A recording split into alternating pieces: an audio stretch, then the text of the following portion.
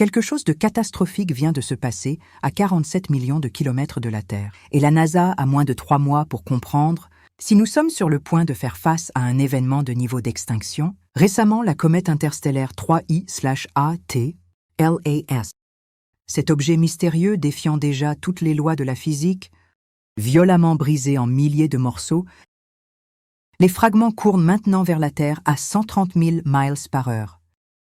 Et la plus grande pièce a à peu près la taille d'un stade de football. Mais voici ce qui empêche les astronomes de dormir la nuit. Ce n'était pas une rupture normale. Les comètes se désintègrent tout le temps, s'effritent généralement lentement sur des semaines ou des mois, comme la chaleur solaire affaiblit leur structure. Atlas a explosé en moins de 8 minutes, libérant de l'énergie équivalente à 47 ogives nucléaires, explosant simultanément dans l'espace. Ce que personne ne vous dit, c'est que les comètes n'explosent pas. Pas comme ça, pas avec ce genre de signature énergétique, et certainement pas en libérant des impulsions électromagnétiques, qui a assommé 3 satellites militaires et temporairement aveuglé le télescope spatial James Webb. Quelque chose a déclenché ça, et quelle que soit la cause, il pourrait se diriger vers nous avec 50 000 tonnes de débris interstellaires, voyager assez vite pour percer notre atmosphère. Comme si c'était du papier de soie, le télescope spatial James Webb a capturé l'intégralité de l'événement. Dans des détails horribles, le noyau de la comète a commencé à émettre une intense lumière bleue et blanche, une couleur jamais enregistrée à partir d'un objet spatial naturel. En 90 secondes, la luminosité a été multipliée par 2000. Puis ça a explosé. Un astrophysicien senior de la NASA a décrit ce que les données montraient. L'explosion provient du plus profond du noyau, pas de la surface comme vous l'attendez du chauffage solaire.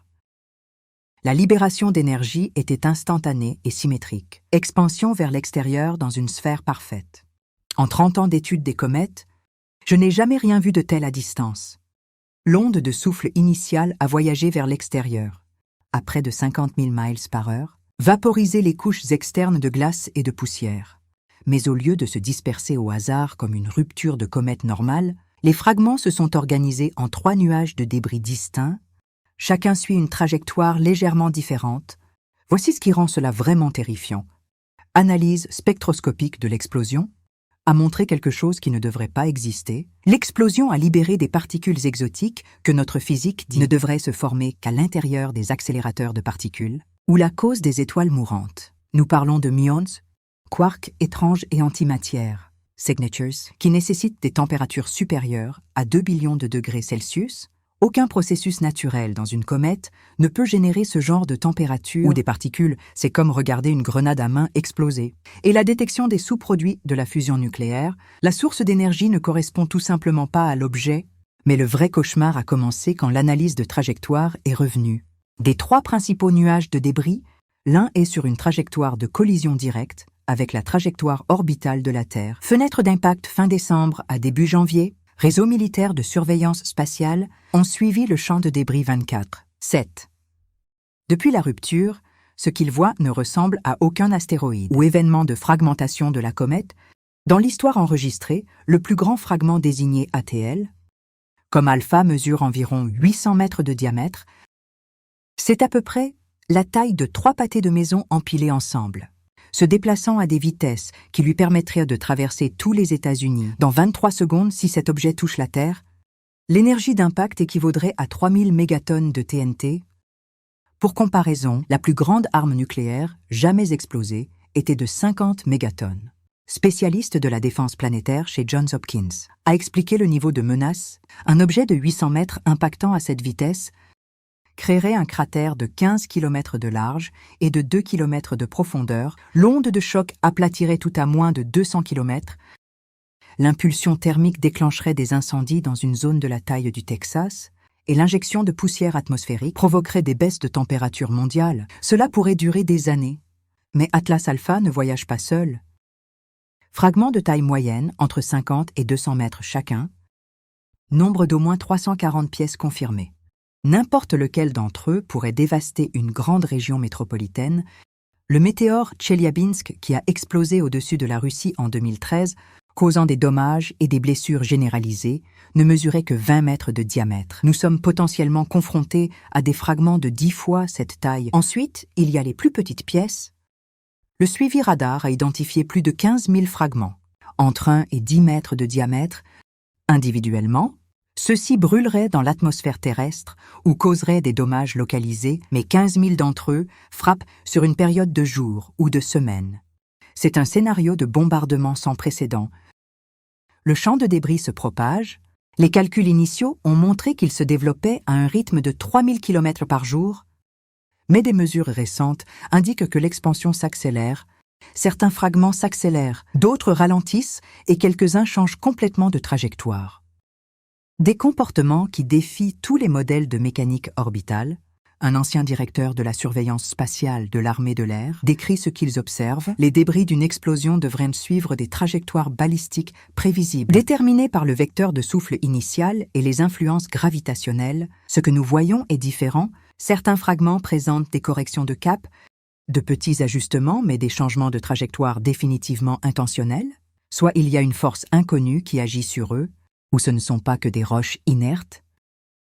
Souviens-toi de ces 5 objets d'escorte métallique qui maintenaient une formation parfaite autour d'ATL, comme ceux qui diffusent des signaux mathématiques, et démontrant une technologie impossible.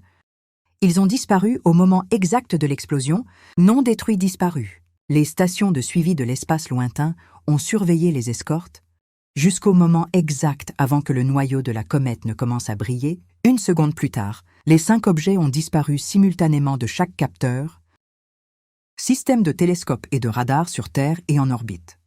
Pas de signature de débris, pas de chaleur résiduelle, pas de traces électromagnétiques. Ils ont simplement cessé d'exister simultanément sur tous les appareils de surveillance. Un analyste de la surveillance spatiale du NORAD a décrit l'impossibilité pour qu'un objet disparaisse de nos systèmes de suivi. Il faudrait soit être détruit, ce qui créerait des signatures de débris massifs, ou se déplacer plus vite que la lumière, qui viole la physique. Ces objets n'ont ni... Ils étaient là, et puis ils n'étaient pas... C'est comme s'ils n'étaient jamais là du tout. Mais voici ce qui est vraiment dérangeant. 3 heures après l'explosion, ces mêmes 5 objets sont réapparus sur des lunettes infrarouges à longue portée. Ils sont maintenant positionnés entre la Terre et le champ de débris entrant. Maintenir un nouveau modèle de formation qui est résolument plus agressif. Les escortes se sont disposées dans une configuration de mur défensif. Générer des champs électromagnétiques, assez forts pour être détectés depuis la Terre. Les analystes militaires reconnaissent immédiatement le modèle. C'est une formation de barrière utilisée pour intercepter les projectiles entrants. Protège-t-il la Terre des débris? Ou rassemble-t-il les fragments vers nous? Séance d'information sur le renseignement au comité du Congrès se sont concentrées sur une possibilité encore plus troublante. Et si les escortes avaient causé l'explosion? Et si tout cet événement était une attaque délibérée utilisant ATL comme... En tant que système d'armes, un ancien directeur de la CIA a témoigné à huis clos. Si une nation hostile voulait attaquer les États-Unis, avec un déni plausible, armer une comète serait la couverture parfaite. Ça ressemble à une catastrophe naturelle, mais les signatures énergétiques, la précision de la rupture et le comportement d'escorte suggèrent tous une action militaire calculée. La Terre a déjà été touchée par des débris spatiaux et les résultats ont été catastrophiques. Comprendre ces impacts passés nous aide à comprendre ce qui pourrait arriver. En décembre, l'événement Tunguska, en 1908, reste l'impact le plus puissant de l'histoire enregistrée. Un objet estimé à seulement 50 à 60 mètres de diamètre, explosé au-dessus de la Sibérie, libérant une énergie équivalente à 15 mégatonnes de TNT. L'explosion a rasé 2000 km² de forêt. Une zone plus grande que Londres. Des ondes de choc ont été détectées aussi loin que l'Europe occidentale. Si Tunguska avait eu lieu au-dessus d'une grande ville, des millions seraient d'eau. Le météore de Tcheliabinsk en 2013 était plus petit. Seulement 20 mètres, mais a quand même causé d'importants dégâts. Il a explosé avec la force de 500 kilotonnes. Des fenêtres brisées dans 6 villes russes, blessant plus de 1500 personnes et causant des dizaines de millions de dollars de dommages. Le boom sonique a été entendu à 1000 km. Considérez maintenant que Atlas Alpha est 40 fois plus grand que l'impacteur Tunguska et se déplaçait 3 fois plus vite. L'énergie cinétique seule serait 120 fois plus grande que l'explosion de Tunguska. Mais il y a un parallèle historique encore plus inquiétant. L'extinction des dinosaures il y a 66 millions d'années. L'impacteur de Chicxulub mesurait environ 10 km de diamètre, beaucoup plus grand que Atlas Alpha, Mais ce n'est pas seulement l'impact direct qui a provoqué une extinction massive, c'étaient les effets globaux, des tempêtes de feu dans le monde, des tsunamis qui ont balayé les continents et un hiver impacté qui a duré des décennies. Un chercheur en climat paléo a expliqué le scénario du cauchemar. Un impact à l'échelle de Chicxulub aujourd'hui mettrait fin à la civilisation moderne, pas parce que l'impact lui-même tuerait tout le monde. La majeure partie de l'humanité survivrait à l'explosion initiale, mais l'effondrement ultérieur de l'agriculture, les chaînes d'approvisionnement et l'ordre social tueraient des milliards en un an. Nous sommes beaucoup plus vulnérables que les dinosaures, parce que notre civilisation est interconnectée et fragile. Atlas Alpha n'a pas la taille d'un Chicxulub. Mais ça n'a pas besoin d'être. Un seul impact de 800 mètres dans l'océan Atlantique générerait des tsunamis qui pourraient anéantir toutes les villes côtières. De Boston à Rio de Janeiro, un impact sur la Terre pourrait injecter suffisamment de poussière dans l'atmosphère, provoquer des mauvaises récoltes sur plusieurs continents. Et nous ne regardons pas un impact. Nous examinons potentiellement des centaines de fragments. Frapper la Terre sur une période de semaines, ce n'est pas une seule catastrophe. C'est une catastrophe mondiale en cascade. Plus les scientifiques analysent les données de rupture, moins cela a de sens en utilisant la physique connue, et cela pousse certains chercheurs vers des conclusions. Cela aurait été rejeté comme une théorie du complot. Il y a quelques mois, les calculs d'énergie ne fonctionnent pas. Un noyau de comète est principalement de la glace d'eau, gaz et poussière gelés lorsqu'ils sont chauffés par le soleil. Ces matériaux sont sublimes, ils passent directement du solide au gaz. Ce processus peut créer des explosions impressionnantes et même provoquer la séparation des comètes. Mais c'est un processus graduel qui prend des jours ou des semaines. Atlas a explosé en 8 minutes, avec des niveaux d'énergie qui nécessitent soit de l'antimatière, réaction d'annihilation ou de fusion contrôlée. Un physicien nucléaire amené pour analyser les données l'a dit sans détour, la densité d'énergie nécessaire pour fragmenter une boule de glace de 800 mètres, ceci rapidement et complètement, nécessiterait soit une arme nucléaire de 50 mégatonnes enfouie dans le noyau ou une réaction matière-antimatière impliquant plusieurs tonnes d'antimatière. Aucun des deux ne devrait exister dans une comète, mais le vrai mystère, ce sont les signatures de particules, les particules exotiques détectées lors de l'explosion. Ces muons et ces étranges quarks ont une demi-vie, mesurée en microsecondes. Ils ne devraient pas du tout être détectables à 47 millions de kilomètres, parce qu'ils se décomposent presque instantanément. Pourtant multiples, des observatoires indépendants ont confirmé leur présence pendant plus de 3 minutes. Après l'explosion initiale, un physicien des particules du CERN a décrit l'impossibilité. C'est comme détecter une allumette allumée depuis la Lune. Le signal ne devrait pas être assez fort pour nous atteindre. Et les particules ne devraient pas exister assez longtemps pour être mesurées, soit notre compréhension de la désintégration des particules est fondamentalement erronée ou quelque chose dans cette explosion générait continuellement ces particules pendant 3 minutes complètes. Ensuite, il y a le problème de symétrie. Quand les comètes se séparent naturellement, la fragmentation est chaotique et aléatoire. Les points faibles de la structure cèdent en premier. Les morceaux tombent et entrent en collision. C'est un atlas désordonné qui a explosé avec une symétrie sphérique parfaite. Chaque morceau d'éjecta a voyagé vers l'extérieur le long de chemins radiaux précis, comme des éclats d'un engin explosif conçu. La précision mathématique du modèle de rupture correspond au modèle informatique de charge en forme, explosif conçu pour diriger la force dans des directions spécifiques. Un ingénieur en système d'armes, l'examen des données classifiées a fait une observation inquiétante. Ce motif de rupture correspond aux conceptions de charge en forme nucléaire des années 1970. Nous étions en train d'expérimenter des moyens de concentrer l'énergie des explosions nucléaires pour les applications de destruction de bunkers. Les projets ont été abandonnés parce que la physique était trop difficile à contrôler. Ou quelque chose vient de démontrer ces mêmes principes sur une comète. Voyager dans l'espace lointain, les gouvernements du monde entier se mobilisent discrètement pour des scénarios allant des impacts mineurs à la catastrophe, mettant fin à la civilisation, et le public n'a aucune idée de la gravité de la situation. Le Bureau de coordination de la défense planétaire de la NASA a activé ses protocoles d'urgence pour la première fois depuis sa création. Tous les télescopes majeurs sur Terre et en orbite suivent le champ de débris en continu. La Station spatiale internationale. L'équipage a été informé des procédures d'évacuation d'urgence et les pays dotés de capacités de lancement spatial préparent des missions qui n'existent pas encore officiellement. Les États-Unis ont discrètement mobilisé des ressources sous les autorités d'urgence présidentielles. La FEMA a commencé avant positionner du matériel d'intervention en cas de catastrophe sur la côte Est. La réserve stratégique de pétrole est déplacée vers l'intérieur des terres, des installations côtières, et le ministère de la Défense a lancé continuité des protocoles gouvernementaux, procédures conçues pour maintenir la structure de commandement pendant la guerre nucléaire. La Chine a lancé 3 satellites météorologiques au cours des 2 dernières semaines, qui sont en fait des impacteurs cinétiques, vaisseaux spatiaux conçus pour entrer en collision avec des astéroïdes et changer leur trajectoire. La Russie a activé le système de commandement nucléaire de l'ère soviétique, suggérant qu'ils se préparent à des scénarios où les structures de commandement normales pourraient être perturbées. L'Agence spatiale européenne a accéléré le développement d'un système laser à haute énergie conçu à l'origine pour les tests de déviation des astéroïdes. Le projet appelé Thor Terminal High Energy Orbital Response utiliserait des lasers au sol pour vaporiser des portions de fragments entrants. J'espère modifier suffisamment leur trajectoire pour manquer la Terre. Mais voici la vérité inconfortable.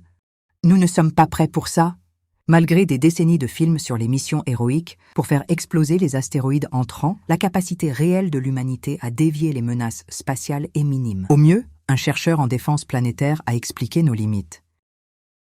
Nous avons récemment testé avec succès la mission DART, peut changer l'orbite d'un astéroïde en le frappant avec un vaisseau spatial. Mais cela a pris des années de planification. Pour atteindre une seule cible que nous suivons depuis des décennies, nous avons maintenant moins de 3 mois pour dévier potentiellement des centaines de fragments, beaucoup d'entre eux que nous essayons toujours de suivre avec précision. C'est comme essayer de tirer des balles en l'air avec d'autres balles, sauf que les balles se déplacent à 130 000 miles par heure, et nous ne savons pas exactement où ils sont tous. Les options nucléaires sont discutées à huis clos, pas pour détruire les fragments, cela les briserait simplement en plus. Pièces plus petites qui sont plus difficiles à suivre. Au lieu, les détonations nucléaires près des fragments pourraient vaporiser les matériaux de surface, créer une poussée qui pousse les objets sur des trajectoires plus sûres. Le problème avec la déviation nucléaire est le timing et la précision. Exploser trop tôt et vous gaspillez l'effet. Trop tard et vous transformez un gros impacteur en plusieurs plus petits qui pourraient étendre les dégâts sur une zone plus large. Et il y a toujours le cauchemar politique de lancer des armes nucléaires dans l'espace pendant une période de tension mondiale. Au fil du temps, le champ de débris continue son approche implacable vers l'orbite terrestre. Et chaque jour apporte de nouvelles découvertes qui rendent la menace plus complexe et plus urgente. Les modèles de trajectoire actuels prédisent 3 fenêtres d'impact distinctes. Des fragments pourraient commencer à pénétrer dans l'atmosphère terrestre à la mi-décembre. Le principal groupe de débris, y compris Atlas Alpha, devrait traverser la trajectoire orbitale de la Terre. Entre fin décembre et début janvier, les fragments traînants pourraient continuer à arriver sporadiquement. Jusqu'à la mi-janvier, ce n'est pas un événement, c'est un scénario de bombardement de 3 semaines. Cela pourrait se dérouler pendant la période de voyage la plus chargée de l'année. En hiver dans l'hémisphère nord, lorsque les capacités d'intervention d'urgence sont déjà mises à rude épreuve, les données de suivi récentes ont réduit les zones d'impact les plus probables. La trajectoire actuelle d'Atlas Alpha suggère des points d'impact potentiels s'étendant de l'océan Atlantique Nord. En Europe occidentale et en Asie centrale, une marge d'erreur de 300 km signifie la différence entre un impact sur l'océan qui génère des tsunamis catastrophiques et un impact sur les terres qui pourrait anéantir des nations entières. Les fragments de taille moyenne ont des zones de probabilité encore plus larges. Les modèles actuels suggèrent des impacts dispersés sur les 5 continents, avec des zones de concentration sur l'océan Pacifique, Amérique du Nord et Europe du Nord. Les planificateurs d'urgence élaborent des protocoles d'évacuation pour des scénarios qu'ils espèrent ne jamais se produire. Ville côtière de New York à Londres. À Shanghai mettent à jour les systèmes d'alerte au tsunami. Les zones intérieures se préparent aux effets atmosphériques potentiels. La température des nuages de poussière baisse et des conditions météorologiques perturbées qui pourraient suivre des impacts majeurs. Mais il se passe autre chose. Qui a des agences de renseignement en état d'alerte? Ces 5 objets d'escorte conservent leur formation de murs défensifs. Ils se déplacent lentement en se repositionnant dans un modèle que certains analystes interprètent comme protecteur, d'autres comme offensant récent. Émissions électromagnétiques des escortes ont changé de fréquence et d'intensité. Au lieu d'émissions mathématiques, ils transmettent maintenant ce que les cryptographes croient pourrait cibler les coordonnées ou des séquences de compte à rebours. Un ancien cryptographe de la NSA a décrit ce qu'il voit. Le modèle de signal est passé de la communication à la coordination. C'est comme regarder une équipe de football rompre avec la clique et faire la queue pour une pièce. Quelque chose est sur le point d'arriver, et quoi que ce soit, c'est planifié à l'avance. Quelque chose de profondément troublant se passe à l'intérieur du champ de débris, lui-même, et ce que les astronomes découvrent défie tout ce que nous comprenons sur le comportement des débris spatiaux. 3 semaines après l'explosion initiale, les chercheurs ont remarqué que certains fragments ne suivaient pas les trajectoires prévues. Au début, ils ont blâmé les erreurs de calcul ou perturbations gravitationnelles des planètes, mais au fur et à mesure que les données de suivi s'accumulaient, un schéma inquiétant est apparu, certains fragments manœuvrent activement. Un spécialiste en mécanique orbitale du JPL a décrit l'anomalie. Nous avons 23 fragments confirmés, entre 10 et 50 mètres de taille, qui ont exécuté des corrections de cap, pas d'effet de culbute ou de dégazage aléatoire. Changement de vitesse délibéré. En utilisant ce qui semble être des systèmes de propulsion, ces objets se dirigent eux-mêmes. Les fragments de manœuvre ne sont pas des morceaux aléatoires de glace cométaire, ils sont tous composés de ce même titane impossible, alliage de vanadium détecté dans les escortes d'origine. Analyse spectroscopique révèle leur métal, champs électromagnétiques de bas niveau hautement réfléchissants et émettants, identiques aux 5 objets d'escorte. Ce que personne ne te dit est que ces fragments pourraient ne pas être des fragments du tout. Il pourrait s'agir de véhicules d'escorte supplémentaires cachés dans Atlas, tout le temps maintenant activés et déployés après l'explosion. Mais leur comportement est ce qui est vraiment alarmant. Les fragments métalliques se positionnent à des points spécifiques le long de la trajectoire du champ de débris, presque comme des balises de navigation ou stations relais. Elles maintiennent des distances précises les unes des autres. Créer un motif de grille qui s'étend sur des millions de kilomètres à travers les radiotélescopes spatiaux ont détecté des signaux de communication passant entre ces fragments et les 5 escortes principales. Les signaux utilisent des modèles de modulation qui nécessitent une technologie bien au-delà des capacités humaines actuelles, communication d'intrication quantique éventuellement, ou quelque chose d'encore plus exotique. Un ancien ingénieur des communications de la DARPA a analysé les données d'interception. Ces signaux voyagent instantanément entre des fragments lumineux à quelques minutes d'intervalle. Soit ils ont résolu la communication quantique d'une manière que nous n'avons pas, ou ils utilisent la physique que nous ne comprenons pas encore. Mais une chose est certaine, ils se coordonnent. C'est un réseau. Encore plus troublants sont les fragments qui ont changé de trajectoire pour éviter de frapper la Terre entièrement. Au moins 7 grandes pièces, qui étaient sur des trajectoires de collision avec des zones peuplées, ont exécuté des brûlures qui leur feront manquer la Terre par des marges confortables. C'est comme si quelqu'un filtrait sélectivement les fragments. Basé sur l'emplacement de l'impact, un analyste de la défense planétaire a soulevé la question terrifiante. S'ils peuvent éloigner certains fragments de la Terre, ils peuvent orienter les autres vers des cibles spécifiques. Ce à quoi nous pourrions assister, ce ne sont pas des débris aléatoires qui survivent à une rupture. C'est une opération de ciblage de précision, déguisée en catastrophe naturelle. Certains fragments ont fait le contraire, accélération vers la Terre alors qu'ils devraient ralentir. En raison de la dynamique gravitationnelle, 3 pièces entre 40 et 80 mètres ont augmenté la vitesse de 3000 miles par heure au cours des 2 dernières semaines. Ce genre d'accélération nécessite des moteurs de fusée ou quelque chose d'équivalent. Le plus grand mystère concerne Atlas Alpha lui-même. Le fragment primaire de 800 mètres devrait tomber de façon chaotique après l'explosion à la place. C'est maintenir une rotation stable, avec son axe le plus long pointé directement sur la Terre, une configuration qui maximise la pénétration atmosphérique et énergie d'impact. L'imagerie thermique révèle une autre impossibilité. Le fragment génère de la chaleur. Ne pas refléter la lumière du soleil ou retenir la chaleur de l'explosion, produire activement de l'énergie thermique à partir de sources internes.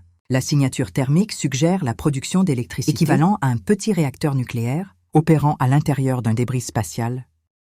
Un ingénieur nucléaire amené pour une analyse classifiée a déclaré catégoriquement « Soit cet objet contient des matières radioactives qui subissent une décomposition à des rythmes impossibles, ou quelque chose à l'intérieur génère de l'énergie par fusion, réaction à l'antimatière ou technologie que nous ne pouvons pas identifier. Le roc ne fait pas ça, la glace ne fait pas ça, les machines font ça. » La dernière preuve est venue d'astronomes amateurs qui a remarqué quelque chose que les professionnels ont initialement rejeté. Certains fragments semblent libérer des objets plus petits. Des dizaines de rapports décrits minuscules, objets hautement réfléchissants, se séparer de fragments plus grands et se déplacer indépendamment, Les systèmes de suivi militaires ont confirmé ces observations la semaine dernière. Plus de 200 objets entre 1 et 5 mètres de diamètre se sont séparés de fragments plus grands et dispersés dans le champ de débris. Leur trajectoire suggère qu'ils ne sont pas des matériaux éjectés. Ils sont lancés avec des vecteurs de vitesse spécifiques destinés à des destinations précises. Un agent de suivi de la force spatiale a décrit ce qu'il voit. Ces petits objets se déploient comme des drones depuis un vaisseau mère. Ils s'étendent sur le champ de débris dans des modèles de recherche. Nous ne savons pas ce qu'ils recherchent, mais ils effectuent clairement une reconnaissance systématique de toute la zone d'impact. L'observation la plus troublante est survenue il y a 3 jours. Un de ces petits objets a changé de cap et s'est approché de la Station spatiale internationale, passant à moins de 500 km avant de s'éloigner. Il a maintenu cette distance pendant 6 heures, suffisamment proche pour scanner toutes les surfaces de la station avant de rejoindre le champ de débris. Les astronautes à bord de l'ISS a rapporté avoir vu un bref éclair de lumière pendant la rencontre, compatible avec les systèmes de cartographie LIDAR ou radar. Quels que soient ces objets, ils recueillent des renseignements sur l'infrastructure spatiale humaine. Ce que personne ne te dit, c'est que nous ne sommes peut-être pas du tout confrontés à un champ de débris. Nous pourrions regarder la phase de déploiement du plus grand réseau de surveillance, jamais positionné autour de la Terre, des centaines de plateformes de capteurs déguisées en fragments de comètes, rassemblant des données sur tout, de nos capacités défensives à nos schémas de réponse, en passant par nos limitations technologiques. Et si c'est vrai, la question devient ce qui se passe une fois la surveillance terminée. Nous sommes au bord de la plus grande catastrophe naturelle de l'histoire moderne ou du premier acte confirmé de guerre interstellaire, et la partie terrifiante est que nous ne saurons pas laquelle, tant qu'il n'est pas trop tard pour avoir de l'importance. Si c'est naturel, si Atlas s'est simplement séparé à cause de stress interne, ou du chauffage solaire qui a déclenché une panne catastrophique, alors nous sommes confrontés à un accident cosmique qui pourrait tuer des millions de personnes et dévaster la civilisation mondiale. Les chances d'une comète interstellaire se briser naturellement de cette façon, à cette distance de la Terre, en suivant précisément cette. Les astronomes calculent ces probabilités à environ 1 sur 47 milliards, possible mais statistiquement absurde, si c'est artificiel, si ces escortes ont délibérément détruit Atlas, ou si la comète elle-même était une sorte de système d'armes. Alors l'humanité fait face à une menace qui ne ressemble à rien dans notre histoire. Nous serions attaqués par une civilisation avec une technologie qui peut manipuler la matière et l'énergie à des niveaux qui semblent magiques, et nous n'aurions aucune défense et aucun moyen de riposter. Un astrophysicien de Harvard, qui suit la situation depuis le début, a offert la dure réalité de l'humanité. Dans les mois à venir, nous saurons si nous sommes seuls dans l'univers et incroyablement malchanceux, ou si nous ne sommes pas seuls et que quelqu'un là-bas a décidé que nous sommes une menace, une ressource ou simplement sur le chemin. L'une ou l'autre option change tout sur la façon dont nous nous voyons et notre place dans le cosmos. Le champ de débris continue son approche. Les escortes maintiennent leur formation et chaque gouvernement sur Terre se prépare à des scénarios allant de la réponse aux catastrophes à l'effondrement civilisationnel, au premier contact dans les pires circonstances possibles. Décembre approche, les fragments arrivent. Et l'humanité est sur le point de découvrir si nous sommes confrontés à l'indifférence de l'univers ou à quelque chose de bien plus délibéré. Que pensez-vous qu'il se passe vraiment là-bas? Catastrophe naturelle ou attaque calculée? Les points de données dans des directions qui remettent en question tout ce que nous pensions savoir. Et bientôt la réponse arrivera à 3000 miles par heure.